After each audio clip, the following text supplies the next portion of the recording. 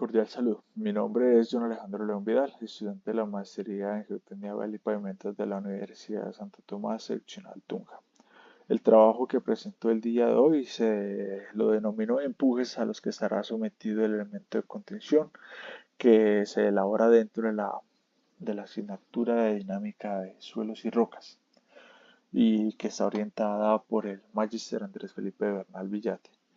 En este trabajo se analizará el comportamiento del suelo frente a las presiones laterales que actúan sobre un muro de contención, tanto en condiciones estáticas como en condiciones pseudoestáticas o condiciones sísmicas. El contenido, primero una introducción donde se expondrán la importancia del muro de contención y de igual manera los métodos a utilizar. También hablaremos de un resumen, los métodos que vamos a emplear en el desarrollo del ejercicio. También el planteamiento del problema, donde se describirá el sitio de estudio. Luego la resolución con los cálculos en condiciones tanto estáticas como en condiciones sísmicas. Y finalmente tendremos unas conclusiones y una bibliografía. Como introducción, tenemos que las estructuras de contención son esenciales en la infraestructura vial, ya que esas nos permiten que podamos estabilizar las masas de suelo, ya que estas pueden desplazarse por efectos de la gravedad o por algún efecto de alguna carga externa que pueda generar dicha desestabilización. Este empuje lateral que es ejercido por el suelo depende de factores como la altura del muro, propiedades mismas del mismo terreno, las condiciones de drenaje y en algunos casos las condiciones sísmicas que se puedan presentar en la región. Analizar estos empujes nos garantiza que la estabilización del muro no falle tanto ni por deslizamiento ni por volcamiento y que tampoco vaya a presentar problemas por capacidad portante. Estos últimos puntos no se desarrollan en el trabajo, ya que solamente vamos a determinar el empuje que ejerce el suelo sobre el muro en una condición tanto estática como una condición sísmica. Y los métodos más representativos para poder estimar este empuje son el de Coulomb, que es para condiciones estáticas, y el de Mononove o Cabe para condiciones sísmicas. Eh, en el análisis de empujes sobre muros de contención es clave, ya que esto permite cuantificar la presión lateral que ejerce el suelo, y el método de Coulomb calcula este empuje activo como se hablaba antes, considerando tanto la geometría del muro, el peso unitario del suelo, el ángulo de fricción interna del mismo, y si este suelo presenta cohesión también es tenido en cuenta para el momento de calcularle el empuje. El método de Mononove o Cabe amplía esa teoría para poder incluir los efectos sísmicos que a través de los coeficientes horizontales y verticales ejercen este empuje sobre el muro. En el empuje pseudoestático o dinámico suele ser entre un 10 hasta un 30% mayor que al empuje estático, ya que depende de características tanto del sismo como el tipo de suelo para poder mirar esa variación de la intensidad. Pero ambos métodos lo que buscan es poder dar poder analizar si el muro de contención es capaz de resistir este empuje lateral. Como ya lo mencionábamos antes, tenemos el método de Coulomb. El método de Coulomb se usa en el estado estático y analiza el equilibrio entre las fuerzas del suelo y del muro, mientras que el mononovio cabe considera el mismo principio, pero añadiendo las fuerzas iniciales del terreno durante un sismo, y lo va a hacer mediante la implementación de los coeficientes sísmicos, que los llamaremos caso H y casos B. En el planteamiento del problema, tenemos que el caso de estudio se localiza en el corredor Briceño Tunja Sogamoso, a la altura del kilómetro 17 más 800 cerca del sector de Green Hills. En este punto se ha identificado la presencia de un deslizamiento tipo rotacional y una condición retrogresiva que ha afectado durante mucho tiempo el tránsito vehicular hacia la ciudad de Tunja, por lo que ha sido necesario la implementación o la construcción de un muro de contención que brinde dicha estabilidad en el sector. Las condiciones geológicas del sitio de estudio se ha determinado la presencia de dos materiales.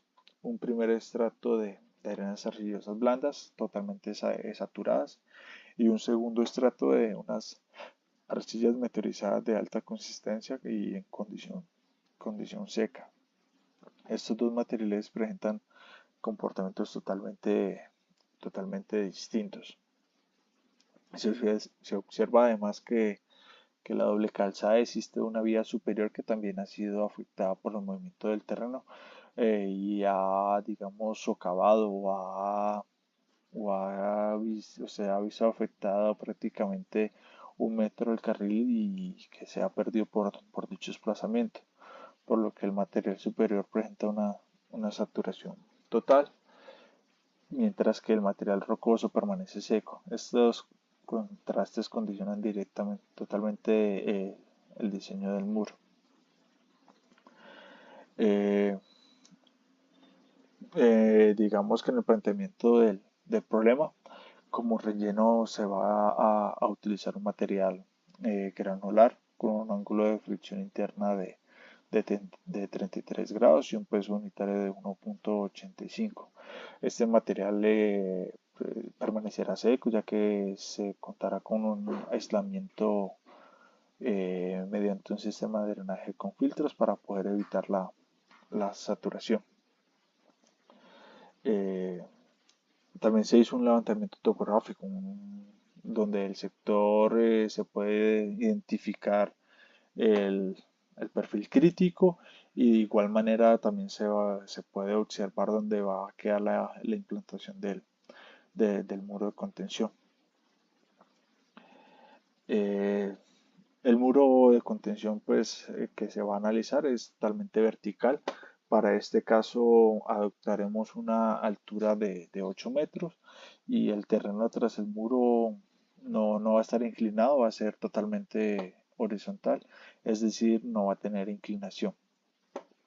Como se puede observar, pues ahí tenemos, digamos, como una estratigrafía de- del sitio. Contará con un relleno que estará aproximadamente de 3 metros de profundidad, seguido del estrato 1, que será aproximadamente los 4 metros, y ya un estrato inferior o el estrato 2, que estará aproximadamente 1 metro. Así, estos suman los 8 metros. Siguiendo pues en el desarrollo del ejercicio, para el cálculo del empuje total, tanto estático como sísmico, sobre el muro de contención se consideran las siguientes condiciones geométricas y parámetros del sitio. Como ya lo habíamos mencionado, también el muro es vertical, por lo tanto el ángulo de inclinación del paramento es igual a cero. El relleno de tras 2 es horizontal, por consiguiente el ángulo de inclinación de la superficie del terreno es igual a cero. Ya la altura del muro ya habíamos adoptado que son 8 metros.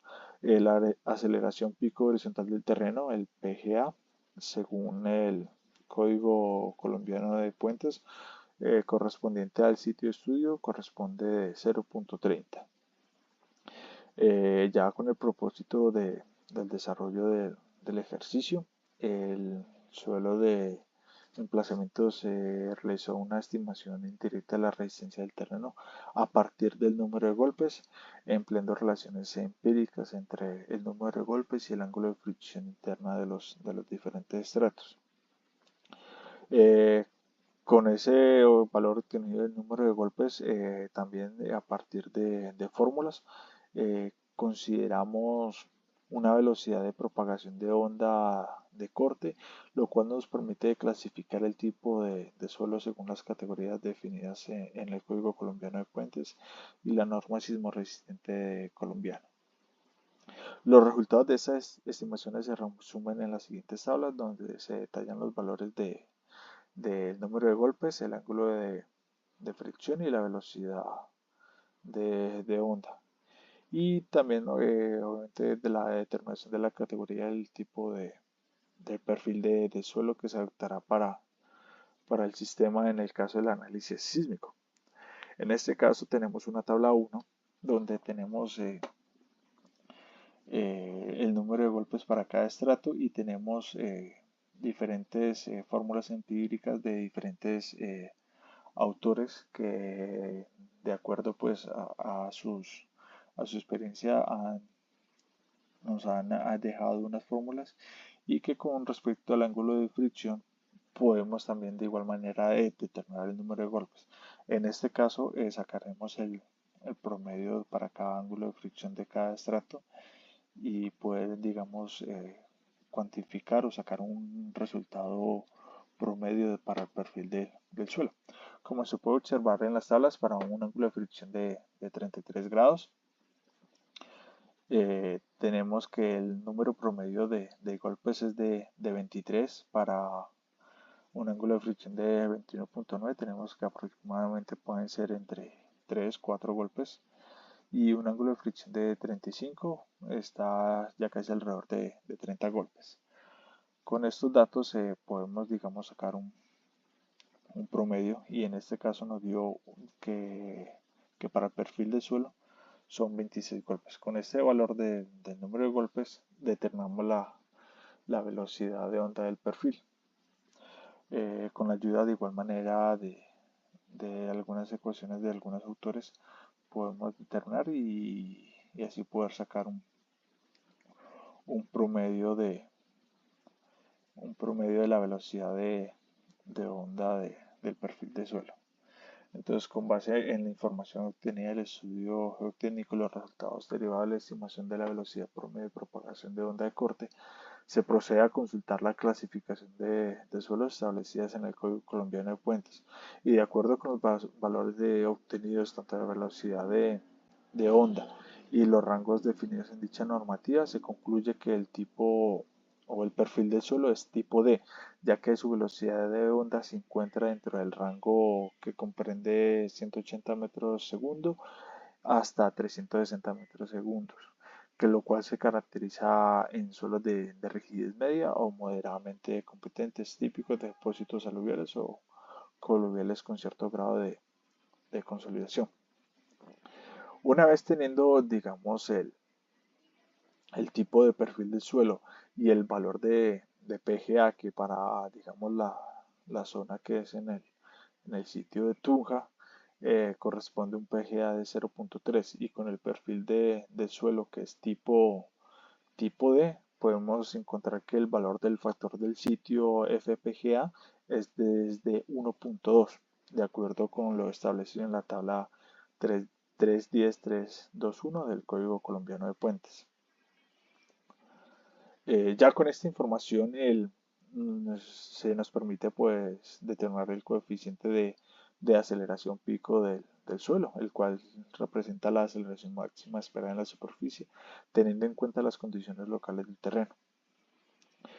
Según lo dispuesto en el capítulo de 11653 del Código Colombiano de Puentes, el valor de A sub S corresponde directamente al coeficiente de aceleración horizontal, parámetro fundamental para la evaluación de las acciones sísmicas en estructuras de contención. Asimismo, el capítulo establece que para el análisis de empujes sísmicos en muros de contención, la componente vertical de la aceleración puede despreciarse, por lo que se adopta un coeficiente de aceleración vertical igual a 0. En consecuencia, para el desarrollo del ejercicio, se ha considerado un K sub H equivalente, o mejor dicho, igual al A sub S, que está determinado a partir de los valores del PGA y del F sub PGA. También como lo dice la norma, se adoptó un casus B igual a 0, conforme como lo dispone la normativa del Código Colombiano de Puentes.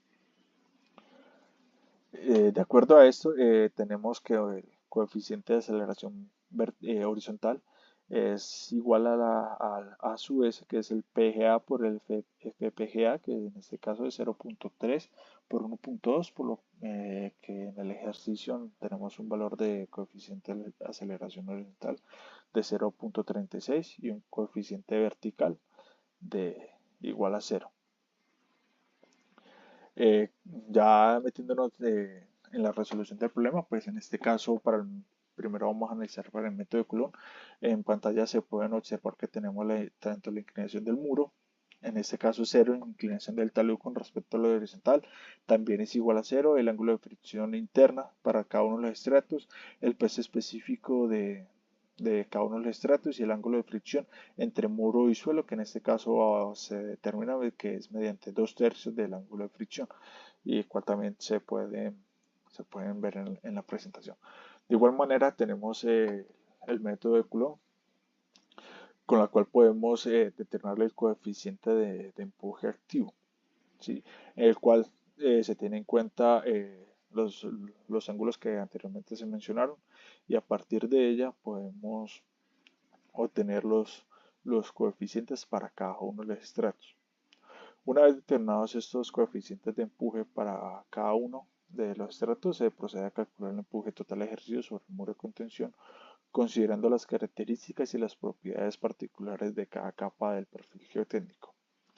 Entonces, en la siguiente tabla se presentan los resultados obtenidos para cada uno de los puntos de interés sobre el muro. Tenemos el punto A, que es el punto 0, el punto inicial, el punto B y B', que es el mismo sitio, solamente que como tenemos un cambio de suelo, tenemos un ángulo de fricción diferente, pues digamos en el diagrama de esfuerzo nos va a variar. Entonces aquí se puede observar que se hizo a una profundidad, se determina el esfuerzo vertical, se determina la presión del agua, si lo hay. En este caso en el estrato 2 tenemos presencia de agua, por lo cual con esto ya podemos calcular los esfuerzos efectivos y esto a su vez podemos multiplicarlos por el coeficiente para cada uno de los suelos, eh, poder hallar el esfuerzo efectivo horizontal y como lo mencionamos antes, también hay que tener en cuenta la cohesión, que en este caso es bastante significativa, ya que esto nos genera valores negativos en el empuje, por lo que los resultados se representarán gráficamente pues, para poder facilitar su interpretación a partir de los datos que se muestran en la tabla anterior. A una profundidad de 3 metros, como se observa, el esfuerzo horizontal presenta valores negativos, lo cual indica que en esa zona el muro de contención no se encuentra sometido a un empuje activo. En consecuencia, se puede considerar que el terreno no ejerce presión lateral sobre el muro, por lo que dichos valores no se incluyen en los diseños estructurales o diseños finales. Ya como se puede ver en la gráfica, como ya lo habíamos mencionado, es el esfuerzo vertical, pues se calcula mediante el peso unitario por una profundidad y el efectivo, pues restando la presión hidrostática que ejerce la presencia del agua. De acuerdo a eso, pues obviamente luego se procede a poder calcular el esfuerzo efectivo horizontal, que es solamente la multiplicación del esfuerzo efectivo vertical por el caso A, que en este caso es que corresponde, digamos, a 3 metros, que es en el punto B. Tenemos dos valores, porque uno corresponde con el coeficiente de empuje del estrato superior y el otro considera el empuje, el coeficiente de empuje del estrato inferior. También se puede ver la determinación de la cohesión, que en este caso es mucho mayor que los esfuerzos efectivos horizontales, por lo cual, como se puede ver en la siguiente gráfica, se puede identificar que el empuje activo sobre el muro está principalmente asociado al estrato de relleno y que el empuje adicional generado por la presencia del agua al estrato del estrato 2. Los demás valores de presión lateral resultaron negativos, lo cual indica la ausencia de un empuje del suelo en esta zona, por cual no se consideran en el cálculo del empuje total. En este caso, el empuje se determina a partir de la resultante que corresponde al estrato de relleno, que representa la acción más significativa sobre el muro.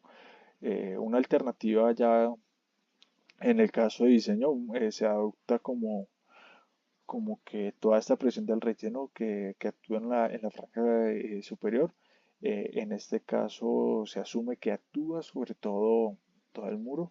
Esto se determina pues asumiendo un enfoque muy conservador eh, para poder realizar los diseños estructurales del muro. Entonces, ya por consiguiente podemos determinar los empujes actuantes sobre el muro. En este caso lo dejé por separado, tanto solamente el empuje efectivo en la parte superior y el que consideramos de que ese empuje del relleno actúa sobre todo el muro. Podemos mirar el empuje que genera el relleno, tanto en el caso de la parte izquierda como el de la parte derecha. También se tiene en cuenta la presión del agua. Y por último, tenemos que en las siguientes tablas se muestran los resultados obtenidos para el resultante del empuje total y la posición en su punto de aplicación, considerando la distancia medida desde la base del muro de contención. Tenemos igualmente para cada uno de los casos. Uno teniendo en cuenta solamente la presión del agua y la presión del relleno, pero solamente considerando la parte superior. Y en el caso de la, de la derecha, considera que esa presión que ejerce el relleno está aplicada sobre todo el muro, por lo que genera un empuje mucho mayor. En esto, solamente para cálculos de diseño, pues para ir por un lado más seguro. Ahora por el método de mononoveo cabe, consideramos los mismos parámetros que en el método de Coulomb, pero en este caso vamos a tener en cuenta los coeficientes de aceleración, tanto los coeficientes de aceleración sísmica, tanto horizontal como vertical, como ya lo habíamos planteado, son el caso H es 0.36 y el caso B es 0, ya que la norma nos permite no tenerlo en cuenta. De igual manera, pues, se presenta la fórmula para poder determinar el coeficiente de empuje activo por el método pseudoestático de mononoveo cabe, en el cual se puede simplificar, como se puede ver en la presentación. Ahí se incluye el ángulo de fricción interna, el, el ángulo de fricción entre muro y suelo, y tenemos un ángulo que en este caso corresponde al que es producido por el que se considera del evento sísmico. Digamos que de igual manera que como lo resolvimos en el método estático, también tenemos unos coeficientes de empuje activo, pero para un pseudoestático que considera el evento sísmico. Tenemos unos coeficientes que son mucho mayores a los del método estático. Aquí también para cada uno de los estratos tenemos su respectivo coeficiente. Una vez determinados estos valores, pues podemos proceder a calcular el empuje total ejercidos en el muro de contención, considerando pues obviamente sus características y propiedades particulares para cada capa del perfil geotécnico. De igual manera como se hizo en el método estático, eh, tenemos los resultados para cada uno de los puntos de interés sobre el muro.